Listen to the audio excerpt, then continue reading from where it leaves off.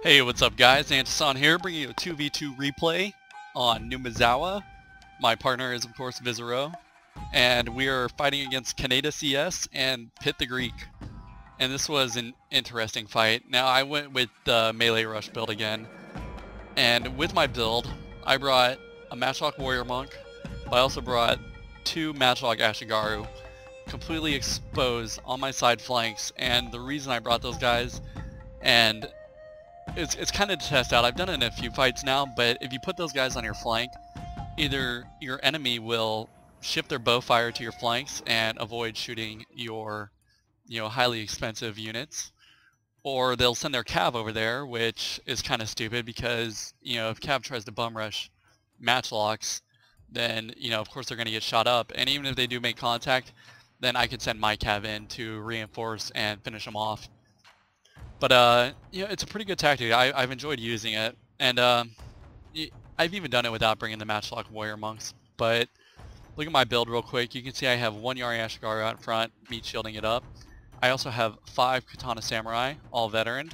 Actually, I'm going to put this on slow-mo so you can see. 5 Katana Samurai, all veteran. As well, here's the Matchlock Ashigaru out on my far right and left flank. Behind them, I have some Naginata Warrior Monks, which... Oh, wait, there's my Matchlock Monk. And then I know I have a Yari Ashigaru, Yari Ashigaru, Yari Ashigaru. I know I have a Naginata Warrior Monk in here somewhere. I didn't even use his war cry though, which is how bad it was. But as well for Cav, I brought 2 Great Guard and 4 Light Cav. Now you look at Vizeroh's build, he's got a huge jumble of stuff over here. He's got, let's see, let me actually pause this.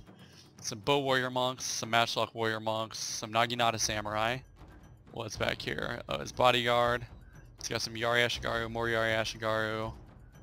And over here, he's got just Cav. He's got some Yari Ashigaru support, and then Fire Cav, Great Guard, Matchlock Ashigaru, Naginata Warrior Monk Cav, Yari Cav, and Great Guard. So pretty strong Cav force. Very light infantry, just with the Bow Monk, the Matchlock Warrior Monk, and then Naginata Warrior Monk with two Yari Ashigaru. Now, you look at my opponent's build, he has what you consider lone spam, which is so easy to defeat. But you see he's got 2 Bow Warrior Monks, tight, crappy formation, with a Lone Sword Ashigaru up front. Then he's got some Katana Samurai, mixed in with a lot of Lone Swords. So a really weird composition. Now generally if you use Lone Swords with Katana Samurai, it's better to have more Katana Samurai than you have Lone Swords. The Lone Swords seem to benefit more from having veteran Katanas around, having more of them. But when you have just as many or more Lone Swords, they seem to perform less less better, if that even sounds right. But let's see, he also has some Long Ashigaru, some Yari Samurai. What's this, another Katana Sam? A really weird setup. I know he has some Cav hidden as well. Now, his teammate, for some reason, brought a Cav spam. He's got 2 Bow Cav, Avatar Bodyguard, and he has a bunch more Cav over here. I'm not 100% on what all he brought, but it was just a Cav spam, which is not good for this map. Numazawa is not like a really good Cav heavy map. But see some Nagi Monk Cav, some Katana Cav. This guy's actually rushing his Bow Cav up. And here you can see I'm just trying to push my lines up as fast as I can, but stopping every once in a while so they can get resituated and my formation doesn't get too disarrayed. And here you can see I'm actually rushing my Light Cav forward to intercept these Bow Cav. So I have my Light Cav rushing forward. I have 2 Great Guard back here, which I'm going to eventually maneuver around here and then bring around my right flank. And of course he's pulling these Bow Cav back, so I see an opportunity to get some charges in on these Bow Warrior Monks and then pull these guys back out. I don't want to waste them, but it's nice to be able to distract him and keep his guys from firing while my units can actually close in, because that's the key with a melee rush build. The less time your opponent has shooting arrows and putting steel down range, the better it is for your chances when you get there. You don't want to let him basically do a war of attrition and wear down your infantry lines before you even have a chance to commit to battle. So I went ahead and pulled these guys back, and I'm rushing my infantry lines up again. Now when Vizeroh noticed that this guy brought Cav spam, he deployed all of his Cav back here, and he's also supporting them with his matchlocks and these spears. He's going to move up behind him because he knows this guy brought all cav spam. And my goal is, one, distract all of his bow fire with my light cav, and then rush my infantry up as fast as possible.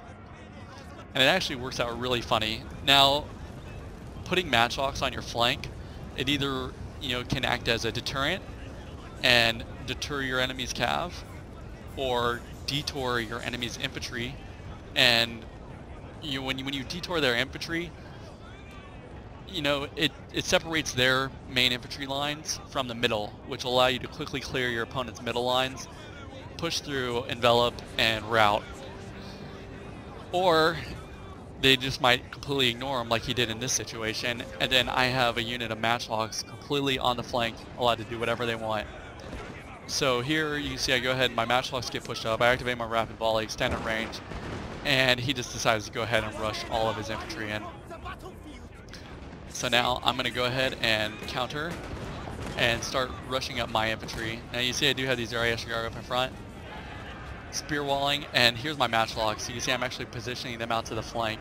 I was hoping it would bait some of his lone swords and draw them this way, but it actually doesn't, and he totally doesn't see them.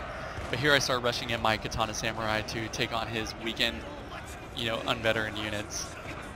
I'm also going to rush up my Yashigaru as well to support my flanks and keep him from flanking, but also flank his units. Here you can see this other light matchlock unit that I push out on the flank, just completely unaware that it's back there. So all of his units are pretty much routing, and here's where I should have used, maybe I didn't. I could have swore I brought a Naginata Warrior Monk. Oh well, my bad. Maybe I didn't. I know I put one in my build though, but anyways, I rushed my general up to go ahead and pop my rally, and then it's kind of dangerous in front of matchlock fire, and I accidentally put him in stand and fight directly in front of my matchlocks. Bad idea. But here my opponent, I see his general, I have my matchlocks over here on the flank, and I decided, you know what, I'm just going to go for a general kill with my flank matchlocks. And here you can see, that maneuver just really pays off. He isn't paying attention, he doesn't see my matchlocks I have hidden over here in the forest. And meanwhile, Vizeroh is just basically just doing a cav battle. Vizeroh's got superior cav, he's got matchlock and spear support.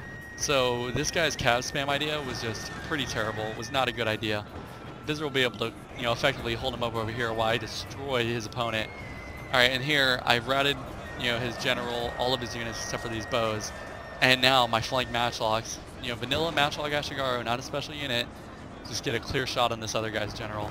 Meanwhile, I have my Great Guard coming up right here behind them, so even though he can hit my matchlocks and effectively stop their fire, now he's got to deal with these two Great Guard units coming in to smack his ass. So, I just wanted to demonstrate, the benefits of doing different maneuvers, not necessarily keeping matchlocks behind your lines, but keeping them on the flanks and doing flanking attacks. And this is one battle, only one example, but I've done this several times now. So now both of their generals are dead. I've already routed this guy's entire army. My guys are pretty much blobbed up, but at this point, I knew we were going to win the battle. I didn't care. I didn't need to re-spread them back out. And that is the battle. It's a really fun fight. I'm really enjoying these melee rush builds, and I'm going to do a lot more experimenting, trying other builds too. Trying not to get stuck with the skirmishing build. I think a lot of commentators do that, and it causes a lot of problems. You get too narrow in your play. But I'll go ahead and show you the stats.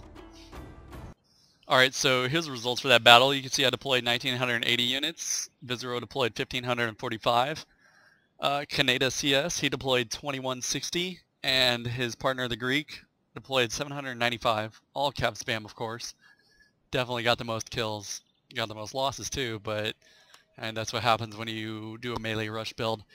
Alright, racking up kills. You can see my Katana Samurai got 190, 43 losses. My Matchlock Warrior Monk's 182, as well as my other Katana Samurais. Anyways, I hope you guys enjoyed. Take it easy. See you next time.